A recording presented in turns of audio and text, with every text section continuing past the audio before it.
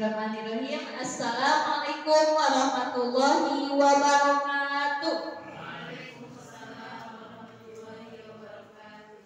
Yang terhormat Bapak Kepala Sekolah SDN Panagan, yang terhormat Ibu Bapak Guru Dewan SDN Panagan dan Ibu Bapak Guru SMP PGRI 3 Nanda, saya ucapkan terima kasih yang tak terhingga karena telah meluangkan waktunya pada kesempatan hari ini. Terima kasih banyak. Semoga waktu yang Ibu Bapak berikan bisa menjadikan lebih untuk kita sebagai guru hebat, berwawasan, dan tentunya bermanfaat untuk kita semua. Puji dan syukur marilah kita panjatkan kehadiran Allah Subhanahu wa taala. Shalawat beserta salam semoga tercurah limpahkan pada baginda alam yakni Nabi Muhammad sallallahu alaihi wasallam. Ibu Bapak Guru, apa kabarnya hari ini? Alhamdulillah. Kita hari ini bukan apa-apa, saya di sini juga hanya sebatas sharing, hanya menjalankan tugas di LMS. Kalau belum melaksanakan aksi nyata modul 1.4 itu, saya belum lulus. Nah, jadi saya terima kasih banyak Ibu Bapak sudah meluangkan waktunya dan semoga semuanya ikhlas ya. Sebelum dimulai ini saya akan pantun terlebih dahulu. Semuanya tidak cakep ya. Pagi hari makan tomat, siang harinya makan markisa. Salam bahagia guru-guru hebat. Budaya positif adalah kebiasaan kita. Ya, terima kasih guru-guru hebat. Nah, Ibu Bapak, ini ada sedikit ice breaking dari saya agar semakin ini jam-jam rawat ya. Semoga tidak ada yang ngantuk ataupun fokusnya tidak hilang.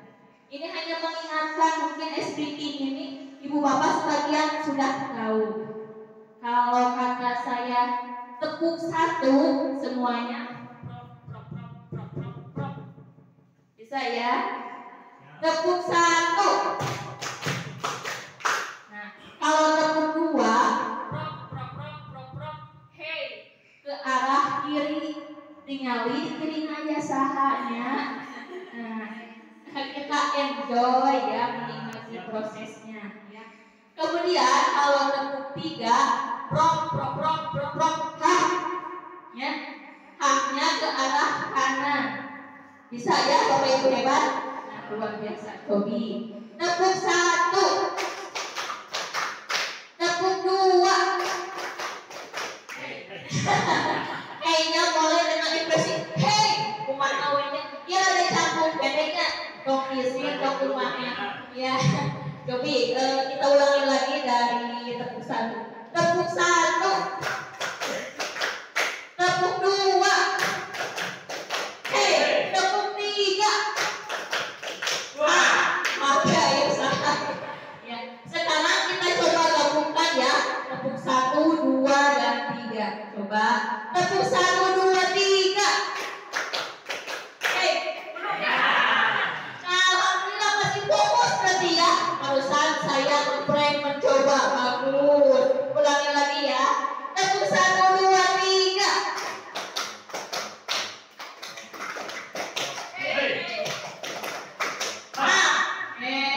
Bapak Guru bagus kan? Bapak Guru sepertinya mulai ya. Ya Bapak Guru hebat. Ini ada sebuah pemaparan dari saya. Mohon maaf sebelumnya saya bukan menggurui atau bagaimana ya, kita sama-sama sharing. Saya juga masih belajar. Di sini semuanya adalah guru-guru saya.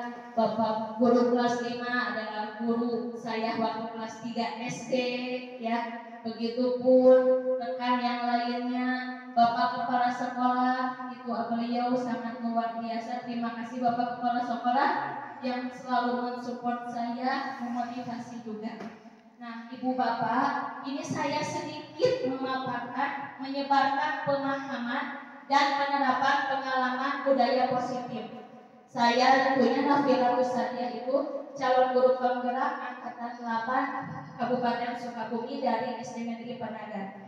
Dan saya juga mengucapkan terima kasih banyak dan selamat kepada Bapak Guru kelas 5 yang sudah lulus guru penggerak angkatan 7 sebelum saya. Beliau sangat memotivasi sekali bagi saya ya.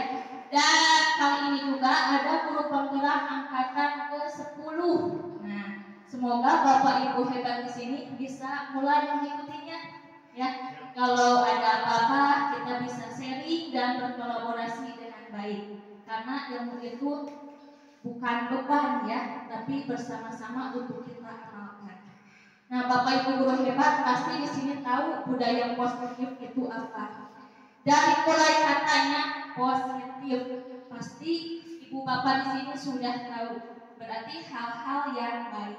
Nah, di sini ada konsep inti budaya positif. Yang pertama itu ada perubahan paradigma belajar. Kemudian disiplin positif, nilai-nilai kebajikan, kebutuhan dasar manusia, motivasi perilaku manusia, posisi kontrol guru, keyakinan kelas, dan segitiga restitusi. Saya ini modul 1, titik 4 adalah pembelajaran akhir pada modul 1. Bagi saya yang paling menarik itu segitiga restitusi. Nanti kita bisa praktekkan bersama-sama. Bapak Ibu guru di sini senang kan bermain peran? Ada peran, mungkin suka ya nonton film. Kan seperti kita guru, kadang peran kita sebagai guru, ada juga sebagai murid benar.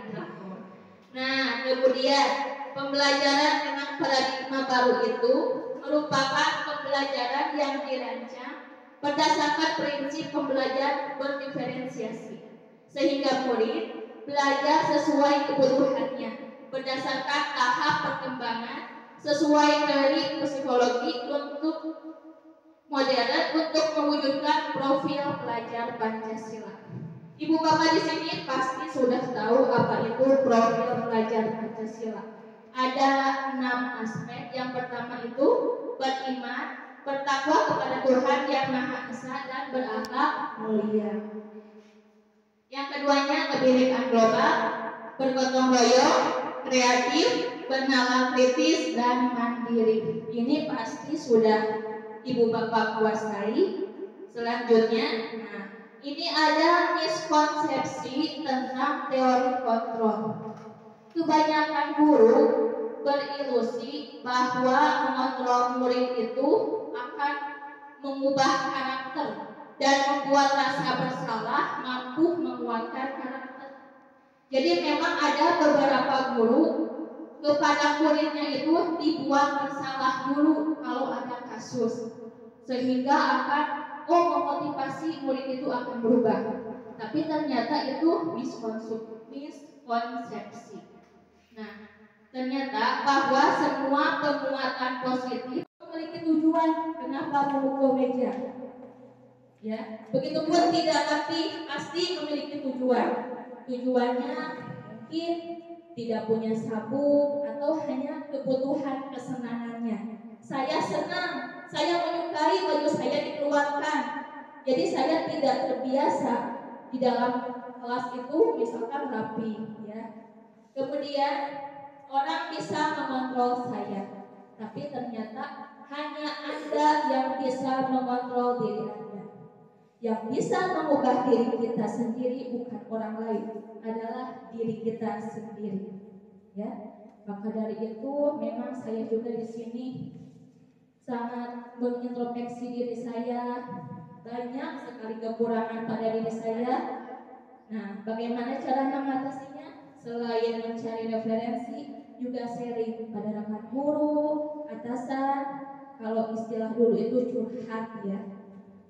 Kemudian pemaksaan ada pada saat bukan gagal, tujukan gagal. Yang benar adalah kolaborasi dan konsensus menciptakan pilihan-pilihan baru. Kemudian model berpikir menang atau kalah. Model berpikir menang-menang. Jadi ini kalau kita gagal misalkan, kita harus terus berusaha. Memang pada siswa juga kalau dalam perlombaan pasti dia sering sedih atau kecewa. Maka kita sebagai guru harus memotivasi, terutama motivasi intrinsik. Lanjut, disiplin positif. Ini disiplin positif itu berasal dari disiplina, bahasa Inggris artinya belajar. Ini utamanya untuk menumbuhkan murid berdasarkan nilai-nilai yang diyakini.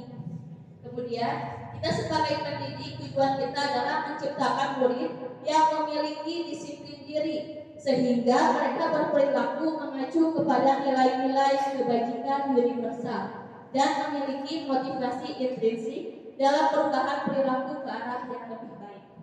Ibu bapak guru pasti semuanya memiliki motivasi kan? Nah, yang paling utama itu motivasi dalam intrinsik diri kita, bukan motivasi dari orang lain, karena yang bisa mengubah diri kita sendiri adalah kita sendiri, bukan orang lain. Kemudian nilai-nilai kebajikan. Nih, contoh nilai kebajikan sangat banyak sekali. Ini sifat akhlakul karimah sehari-hari, tapi saya mengambil hanya 3 nilai kebajikan institusi atau organisasi. Yang pertama kita sudah mengetahuinya, ada profil pelajar, beriman sampai benar kritis, ini sangat 6 ya. Dari PYP, toleransi, rasa hormat, integritas, kemudian keterampilan hidup juga, life skill, bagaimana cara mengontrol diri, tidak merendahkan orang lain, dan memberikan yang terbaik pada diri kita sendiri. Kemudian kebutuhan dasar manusia. Ada yang tahu nggak apa saja kebutuhan dasar manusia? Bahagia kita butuh, kesenangan, tidur. Pernah nggak Bapak Ibu guru di kelas menemukan murid yang lemas, ngantuk, tidak bersemangat dalam belajar? Pernah nggak? Kira-kira murid tersebut membutuhkan kebutuhan apa? Wah, betul. Mungkin pusing memikirkan uang jadi lemas. Sekarang itu faktor utama itu uang. Ya, setuju. Oke, it's money, betul. Ya, mungkin ada lagi nggak kebutuhan siswa? Kenapa dia ngantuk? Nah, tidur. Ya, ya. Oh, kurang bahagia mungkin. Perhatian dari orang tua atau guru, ya itu PR besar loh bagi kita pendidik. Bagaimana menumbuhkan motivasi intrinsiknya agar murid semangat dalam belajar, lebih fokus pada kita. Apakah kitanya yang kurang menarik atau memang pembelajarannya ya tidak menarik? Itu PR bagi kita nanti ya, akan ada solusinya. Nah, ini dia 5 kebutuhan dasar manusia. Bertahan hidup pasti, selain murid kita juga pendidik harus bertahan hidup, seperti makanan, pakaian, tempat tinggal, keamanan, dan paling utama kesehatan.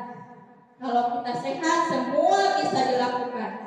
Betul kata Bapak Guru kelas 2, sehat itu juga butuh uang. Nah, betul, terima kasih guru hebat. Yang kedua, kasih sayang dan rasa diterima. Rasa diterima ini dipedulikan oleh guru, teman, dan orang tua. Berbagi, kerjasama, menjadi bagian dalam kelompok. Terkadang kita juga ada dalam sebuah kelompok atau organisasi di sekolah. Kadang kita merasa minder, asa tadi aku di sekolah tekniknya sok ayah itu. Nah, mungkin itu atasinya dengan bermusyawarah, karena kita juga butuh kasih sayang dan kepedulian. Yang ketiga, penguasaan manusiawi ya. Kita sebagai manusia pasti ingin harga diri, keinginan untuk dianggap memimpin, berprestasi, diakui dan didengar. Betul sekali ya. Yang keempat ada kebebasan. Kita bebas ingin mandiri, memiliki pilihan, mencoba hal baru, mampu mengendalikan arah dirinya. Bukan hanya guru yang ingin bebas, merdeka belajar, bebas bu, merdeka sama guru we. Bukan begitu ya, tapi semua guru dan murid juga bebas, mandiri, tapi sesuai dengan aturan, kurikulum dan tujuan pembelajaran. Terakhir adalah kesenangan. Kesenangan manusia itu berbeda-beda. Ada yang suka hiburan seperti ini tuh, pantai, bermain musik, ataupun hanya kesenangan di rumah saja, ngaliwat ya. Kadang itu menjadi kesenangan tersendiri. Bermain, humor, antusiasme dan tertawa. Memang ya, ini cara kita bahagia lahir adalah tertawa. Kemudian nih, Bapak Ibu guru hebat. Nah, motivasi perilaku manusia itu ada dua bagian. Ada motivasi ekstrinsik dan motivasi intrinsik. Coba, yang paling bagus itu motivasi apa? Ada yang tahu nggak guru-guru hebat di sini? Nah, luar biasa Ibu guru. Betul, motivasi intrinsik. Begitupun dengan murid kita. Kita harus menumbuhkan motivasi intrinsik kita untuk menjadi motivasi intrinsik kita untuk menjadi orang yang mereka inginkan dan menghargai diri sendiri dengan nilai-nilai yang mereka percaya. Jika motivasi intrinsiknya sudah kuat, dari lingkungan luar ada berbagai aspek yang kurang baik, itu tidak akan mempan pada dirinya. Nah, kemudian motivasi ekstrinsik untuk mendapatkan imbalan atau penghargaan dari orang lain, untuk menghindari tidak kenyamanan atau hukuman. Kalau zaman sekarang hukuman itu mulai dihilangkan. Nah, nanti ada pembahasannya perbedaan hukuman. Karena memang kita sebagai pendidik itu harus sesuai dengan zaman, kodrat alam dan zaman. Bayangkan saja kalau murid kita sudah pintar dengan gadget, laptop dan sebagainya, kita guru juga yang ketinggalan ya, jangan kalah oleh murid kita. Nah, ini dia perbedaannya. Ada hukuman, konsekuensi, dan restitusi. Manakah cara yang paling baik menurut Bapak Ibu guru di sini? Kalau hukuman itu ibaratnya hanya sementara dan biasanya murid mengulangnya lagi. Hukuman tidak terencana atau tiba-tiba. Contoh, ada anak yang terlambat datang ke sekolah. Dari mana kamu? Pergi ke sana. Langsung hormat pada tiang bendera. Nah, itu refleks ya. Belum ada keyakinan kelas, di tata tertib tidak ada, malah refleks guru menyebutkan hal begitu. Berarti itu namanya hukuman.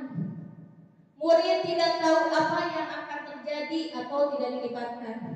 Seperti tadi, kita menyuruh murid hormat pada tiang bendera dihukum. Dalam diri murid pasti berpikir, saya itu ngapain sih kok begini? Saya akan menjadi orang apa kalau hanya dihukum hormat? Kemudian bersifat satu arah, yang mengontrol hanya guru, murid tidak ya. Berupa hukuman fisik atau psikis. Coba nih, hukuman fisik dan psikis itu kira-kira zaman sekarang masih harus diadakan tidak? Kata ibu guru tidak, kata bapak guru masih. Kenapa bapak guru?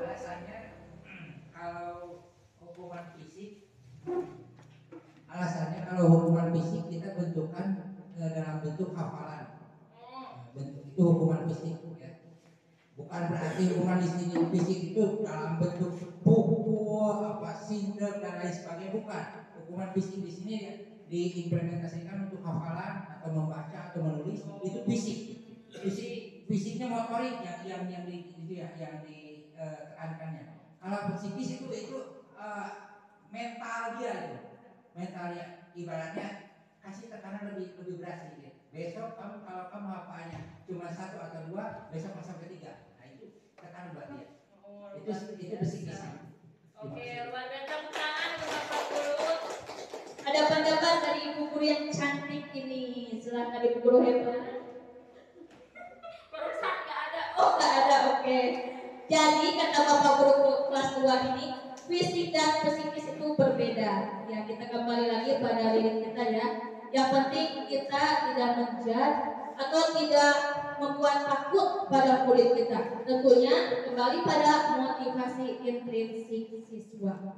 Nah, ada konsekuensi. Konsekuensi ini bisa bagus, bisa juga belum bagus atau tidak. Terencana atau disepakati sesuai peraturan. Nah, kita sebagai guru pasti pernah membuat keyakinan kelas atau kesepakatan kelas. Maka kalau zaman sekarang itu bukan hukuman, tapi konsekuensi. Anak terlambat ke sekolah, maka bagaimana konsekuensinya? Yang kedua, murid dibuat tetap tidak nyaman. Jadi kalau murid bersalah, dia langsung bisa merespon dirinya dan tentunya berbuat menjadi lebih baik lagi. Sikap guru selalu memonitor murid. Ini bisa memperhatikan ataupun mengatur murid ya. Jadi bisa benar, bisa juga tidak. Yang terakhir ini restitusi. Ini restitusi jalan terakhir yang terbaik bagi kita guru. Proses menciptakan kondisi murid untuk memperbaiki kesalahan. Proses kolaboratif yang mengajarkan murid untuk mencari solusi sendiri. Pernah mendengar kata restitusi? Atau baru sekarang? Baru sekarang? Nah, saya juga jujur sekali saat belum masuk guru penggerak tidak tahu apa itu restitusi. Tapi semenjak bergabung menjadi guru penggerak sangat banyak sekali ilmu yang didapatkan, terutama untuk mengubah diri saya sendiri. Semoga ibu bapak guru hebat di sini juga ada waktu untuk mengikuti guru penggerak selanjutnya ya. Selanjutnya ada pemaparan 5 posisi kontrol guru. Yang manakah ibu bapak guru di sini? Oh, saya itu penghukum, sukanya menegur, memarahi murid terus. Atau saya itu pemantau, memperhatikan saja, ya, gak berani menegurnya. Sawur Sunda nama tinggalikeun we wungkul, keun kumaha budak teh. Atau pembuat rasa bersalah, senang jadi kapok eta budak misalkan kurang arek dicarekan. Ataupun menjadi teman dan manajer. Kira-kira yang paling bagus kontrol guru yang ini yang mana? Manajer, luar biasa, kompak ya. Tepuk tangan boleh. Manajer, ini ada penjelasannya. Nah, contoh nih, ada sebuah kasus siswa tidak berpakaian rapi dan selalu terlambat. Ini di SMP banyak mungkin ya, ada beberapa. Di SD juga berpakaian rapi, berpakaian tidak rapi banyak. Tapi kalau terlambat jarang ya. Kalau SD karena motivasi intrinsiknya masih kuat, jam 6 sudah berangkat. Ini ada contoh, kata gurunya dia berbicara hormat pada bendera selama 1 jam. Nah, berarti guru tersebut kontrolnya adalah menghukum. Betul. Berapa kali bapak atau ibu harus memberitahu kamu selalu saja mengecewakan bapak atau ibu? Berarti kontrolnya adalah tidak rapi banyak, tapi kalau terlambat jarang ya. Kalau SD karena motivasi intrinsiknya masih kuat, jam 6 sudah berangkat. Ini ada contoh, kata gurunya dia berbicara hormat pada bendera selama 1 jam. Nah, berarti guru tersebut kontrolnya adalah menghukum. Betul. Berapa kali bapak atau ibu harus memberitahu kamu selalu saja mengecewakan bapak atau ibu? Berarti kontrolnya adalah membuat rasa bersalah. Coba kita bayangkan, Pernah nggak kita sebagai guru mengucapkan kata itu pada murid kita? Mungkin pernah ya, tapi tidak terasa oleh kita. Kemudian, ayo dong ikuti aturan sekolah, tolong bantu bapak atau ibu ya, sekali ini saja. Ya sudah, tidak apa-apa, lain kali jangan diulangi lagi ya. Nah, ini kontrol gurunya sebagai teman. Memang Bapak Ibu guru hebat, kita guru memposisikan diri sebagai teman itu hal bagus. Namun terkadang kita merasa direndahkan. Tidak semua murid itu jika menganggap teman pada gurunya menghormati. Terkadang rasa hormat itu hilang pada guru jika kita memposisikan sebagai teman. Mungkin bisa kalau kelas SMA, teman itu bagaimana? Apakah teman di sekolah, ataupun di rumah, ataupun di lingkungannya, ya, mendengarkan yang baik. Kemudian kata gurunya nih, kamu sudah melanggar peraturan sekolah, kamu tahu konsekuensinya. Setelah ini, rapihkan pakaianmu dan jangan terlambat lagi. Ini kontrolnya memantau. Terakhir adalah yang terbaik adalah posisi kontrol manajer. Ini manajer bisa kita terapkan dalam segitiga restitusi. Gurunya itu berkata, apakah kamu tahu kesalahanmu? Kira-kira bagaimana kamu memperbaiki kesalahanmu? Nah, jadi menumbuhkan berpikir pada siswa, mandiri dan tanggung jawab juga. Bukan sesuai keinginan guru. Kamu harus ini itu, padahal dalam diri siswa tidak menerima.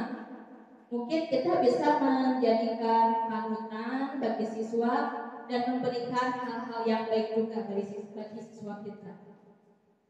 Nah, kira-kira posisi kontrol apakah saya kecewa sekali dengan kamu? Ada yang bisa menjawab? Apakah pemantau, penghukum, pembuat rasa bersalah, teman, atau manajer? Luar biasa. Saya kecewa sekali dengan kamu. Ya, membuat rasa bersalah. Ya. Kemudian nih, kamu tidak pernah benar melakukannya. Ini juga sama ya, membuat rasa bersalah. Nah, apa rencanamu untuk menyelesaikan masalah ini? Ini manajer. Ayolah lakukan demi bapak atau ibu ya. Nah, jadi memang kata-katanya juga seperti pada teman ya. Kemudian, kamu tidak akan mendapatkan nilai jika kamu tidak mengerjakan tugas. Ini penghukum. Tepuk satu. Tuh lupa. Tepuk satu. Tepuk dua. Tepuk tiga. Tepuk satu, dua, tiga.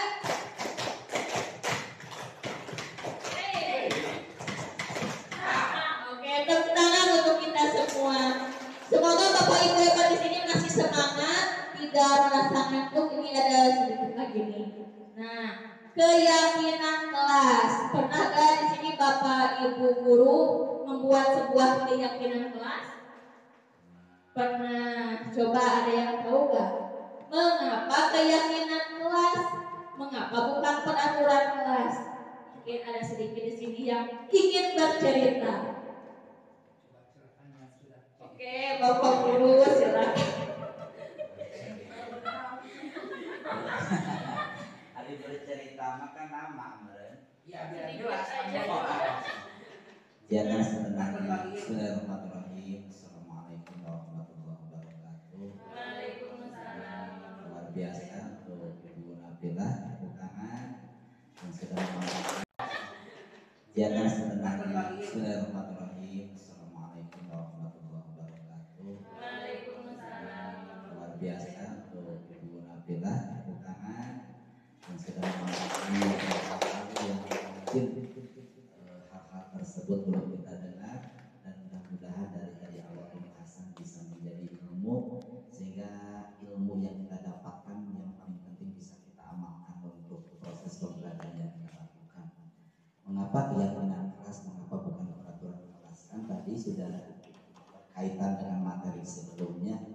Yang jelas kalau peraturan itu cenderung mengarah kepada hukuman nantinya.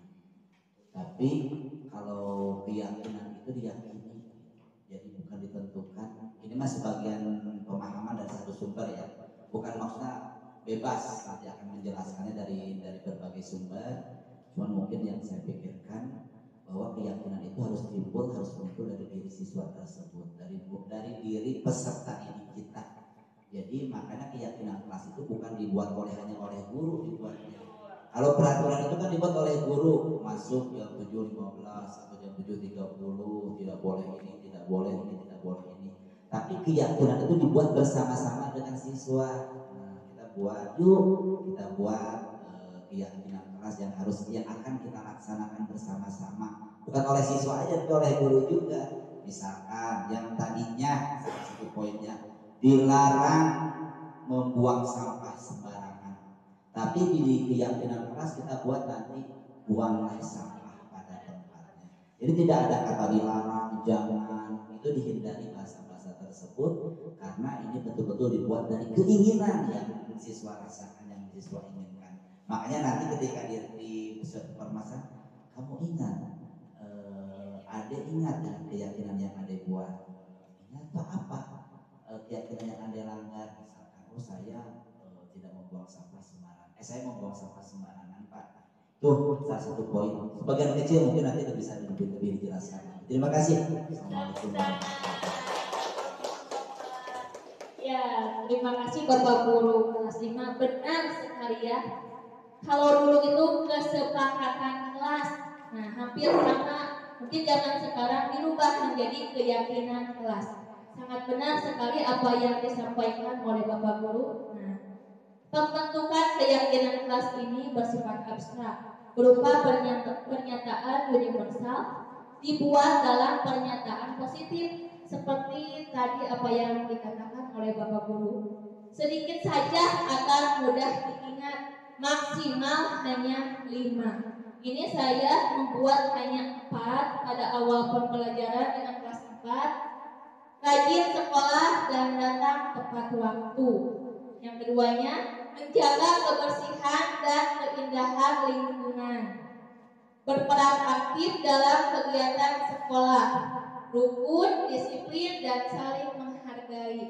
Hanya ada 4 poin saja, tapi mereka tahu rukun, disiplin itu mereka harus apa, seperti tidak berbicara kasar. Jadi memang dibuat dalam kalimat yang positif, menghilangkan kata tidak, dilarang, dan jangan. Karena itu memang tidak diterima oleh alam bawah sadar kita, itu ya yang saya ketahui. Kemudian sesuai dengan kondisi sekolah dan kelas agar mudah diterapkan. Jadi disesuaikan, bagaimana keyakinan kelas 1 disesuaikan juga dengan karakter kelas 1. Dengan berbagai uniknya ya, kelas 1 macam begitu hadiah luar biasa. Semua murid di kelas dan guru dilibatkan saat pembuatannya. Jadi kolaborasi juga kita dengan murid. Nah, kemudian ada segitiga restitusi. Pasti kita sebagai pendidik menemukan banyak masalah dengan murid kita. Bertengkar, ya, mengejek, membuli, pasti ada saja. Nah, segitiga restitusi ini suatu proses dialog yang dijalankan oleh guru agar dapat menghasilkan murid yang mandiri dan bertanggung jawab. Yang pertama itu urutannya ada menstabilkan identitas. Yang kedua, validasi tindakan yang salah dan menanyakan keyakinan. Nah, contoh ini menstabilkan identitas berdasarkan prinsip membuat kesalahan adalah bagian dari proses pembelajaran. Jadi, kalau kita menemukan murid yang ada masalah itu, dia sedang proses pembelajaran menuju ke arah dewasa. Jadi kita jangan sampai menyalahkan. Nih, ada kata-kata yang diucapkan guru kepada murid. Yang pertama, berbuat salah itu wajar. Nah, bisa ya. Tidak ada manusia yang sempurna. Ibu atau bapak juga pernah melakukan itu? Ibu bapak tidak mau mencari siapa yang salah, tapi ibu bapak ingin mencari solusi dari permasalahan ini. Kamu berhak merasa begitu. Jadi kita memang berpihak pada murid. Pembelajaran yang berpihak pada murid. Sekarang pembelajaran teacher center sudah dihilangkan, berubah menjadi student center. Kurikulum merdeka juga seperti itu. Apalagi kita sekolah sudah mulai menerapkan kurikulum merdeka, kurikulum yang berpihak pada murid. Jangan dulu saya sekolah hanya guru berceramah, kumaha guru budak teh. Nah, sekarang itu tidak begitu ya. Kita sesuaikan dengan kebutuhan murid, yaitu pembelajaran berdiferensiasi.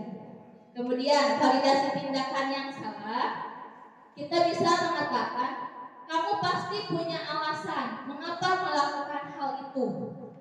Padahal kamu bisa melakukan yang lebih buruk dari ini ya. Kamu patut bangga karena telah melindungi sesuatu yang penting buatmu. Kamu melakukannya karena mempertahankan sesuatu yang penting bagimu. Terakhir adalah menanyakan keyakinan. Ini diambil dari prinsip motivasi intrinsik yang paling utama ya. Guru dapat mengatakan apa keyakinan kelas kita. Seperti tadi Bapak Guru kelas 5 bilang, kalau ada anak yang terlambat ataupun hal lainnya, tanyakan keyakinan kelas yang dibuat bersama.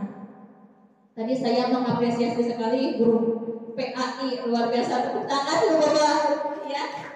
Beliau masuk ke kelas 5 karena memang ada beberapa anak. Dia berkata, keyakinan kelas kan sudah dibuat, coba ingat lagi. Saya, wah, padahal beliau bukan guru penggerak, tapi sudah tahu keyakinan kelas, luar biasa. Terima kasih Ibu. Nah, kemudian nilai-nilai apa yang telah disepakati bersama ya oleh guru dan murid. Seperti apa gambaran sebuah kelas yang ideal menurut kamu? Memang murid juga memiliki keinginan. Kelas ini saya ingin dibuat seperti ini, itu ya, kita tanyakan pada murid. Kamu ingin menjadi orang yang seperti apa? Pasti murid mempunyai cita-cita. Nah, kemudian mulai bermain peran. Praktek penerapan segitiga restitusi. Ini ada yang sudah pernah menerapkan restitusi? Kalau Bu Lisna berolah apa udah senyum-senyum nih, bermain peran. Ibu bapak di sini ada 3 kelompok, ada kasus A, kasus B, dan kasus C. Saya akan buat 3 kelompok. Nah, nanti ada 1 orang menjadi guru, 1 orang menjadi murid, ataupun kalau di cerita ada muridnya 2 orang, dan 1 orang pemantau.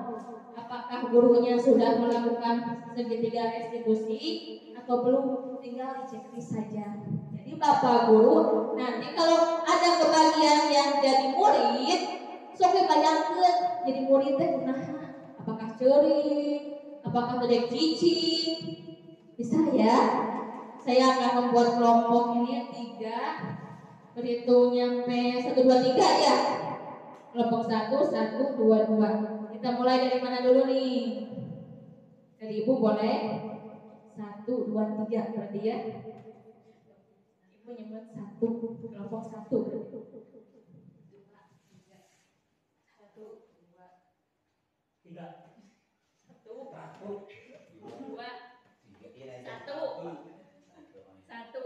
Berarti kelompok 1 kalau bisa nggak pindah dulu duduknya di sini. Kelompok 2, kelompok 3 di sini. Nah, kelompok 1 Bapak Guru di sini. Wah, itu Bapak Guru Pak Oma. Nah, jadi bebas. Ya masuk. Mulai. Ayo. Ye, kamu berapa?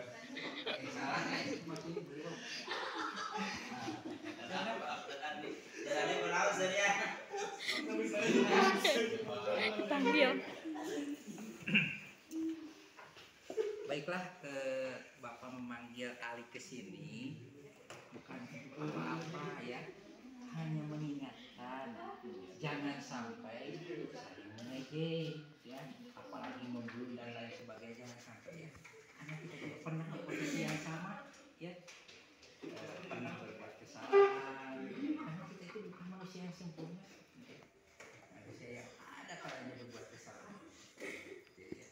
Terus kamu juga kalau udah memang memiliki keilmuan yang sudah cukup, kamu berbagi dulu ya, jangan sampai kalian membuli dan sebagainya, jangan, bagilah ilmu, karena itu juga bukan untuk beban tapi untuk disebarluaskan seperti itu. Dan ini kayak regulasi, jangan sampai ini sudah menjadi keyakinan kelasnya harus dilaksanakan juga seperti itu.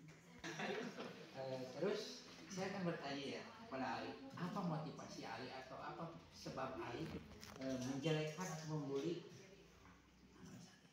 Amira? Ya suka aja Pak, itu kan kesenangan saya pribadi. Jangan, itu gak boleh ya, itu ya kesenangan itu gak boleh, itu jelek ya, gak boleh sampai membuli atau menjelek-jelekan, jangan sampai itu, gak boleh. Yang baik itu kasih motivasi. Kalau seandainya Ali punya nilai yang lebih baik, lebih bagus, kalau yang Amira kurang baik, kasih motivasi yang baik. Berbagi dengan ilmu yang sudah Ali dapatkan. Kami panggil dulu Amira sini. Amira. Amanda. Amando. Nah, silakan untuk keislahan Ali, silakan untuk berislah dengan Amira ya. Amira juga jangan memiliki sifat dendam, bebaskan karena ini semua berteman. Silakan. Ya udah Amira, Coba minta maaf. Minta maaf. maafin kesalahan Ali. Ali sudah membunuh Ali. Bapak telan terakhir.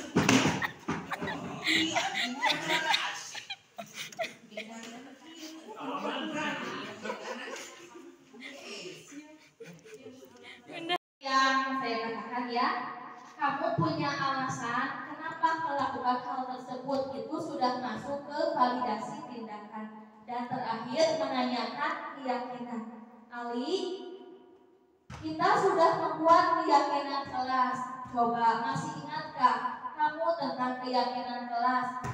Masih Pak, keyakinan kelas kita itu menghargai sesama teman, misalkan gitu ya. Nah, benar sekali Ali. Nah, sekarang kalau kamu sudah merasa bersalah, apa yang akan kamu lakukan? Misalkan kali tes, saya akan meminta maaf Pak pada Amira dan tidak akan mengulanginya lagi. Jadi saya meminta maaf itu jangan disuruh oleh guru, silakan kamu minta Iya. maaf, jangan. Kesadaran sendiri ya. Jadi kesadaran sendiri, motivasi intrinsik juga itu ya yang harus ditanamkan. Dan tadi guru bertanya, apa yang akan kamu lakukan sekarang? Biarkan si anak itu berpikir, berarti dia harus meminta maaf, ya. Sepertinya ini ibu bapak guru hebat sudah memahaminya dengan baik, luar biasa sekali. Nah, akhir sesi penutup soprada. Alhamdulillah. Atur nuhun pisan ya. Penutup dari saya adalah dalam penerapan program disiplin positif, hendaknya guru memiliki standar kepribadian, profesional dan sosial yang baik, di mana guru mampu merefleksi dirinya dalam posisi kontrol saat ini. Bagaimana perjalanan dirinya sebagai among atau manajer yang menuntut muridnya menjadi insan yang mandiri, merdeka dan bertanggung jawab sesuai dengan standar nasional pendidikan. Hatur nuhun. Terakhir ada sebuah pantun lagi dari saya. Cakepnya. Jalan-jalan ketemu pejabat. Ternyata pejabatnya dari kelurahan. Terima kasih guru-guru hebat. Semoga kita selalu ada dalam keberkahan. Mohon maaf bila ada tutur kata saya yang kurang berkenan karena saya hanya seorang insan yang penuh kekhilafan. Terima kasih. Wassalamualaikum warahmatullahi wabarakatuh.